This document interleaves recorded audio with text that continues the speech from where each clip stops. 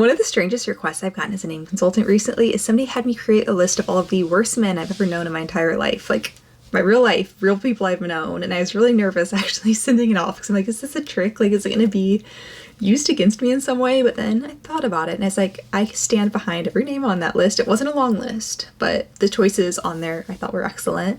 So I sent that off. The consultation was for an author and she's writing a character. She said roughly my age. She said she was a little bit older than me and just wanted somebody like more like in tune with like the late 20s, early 30s names. The only thing as far as the entire consultation goes, my list of like people I've known, that was like 2% of it, but she said for her character no J names because that's like such a stereotype that like people with J names are like the worst people ever, which I disagree with. Two of my very best friends have J names and they're both wonderful, but it is like a deep-rooted stereotype at this point. But yeah, she just said this guy is the beginning love interest who like the main gal doesn't quite see through him at first, and eventually she does.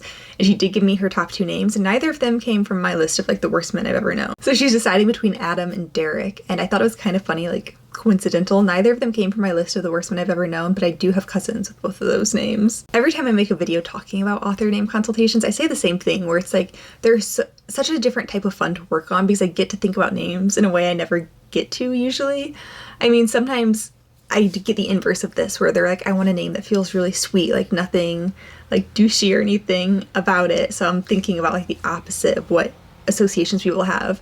But usually people aren't like, give me like the name of the biggest tool you can think of. So it's kind of fun being able to like brainstorm tool names.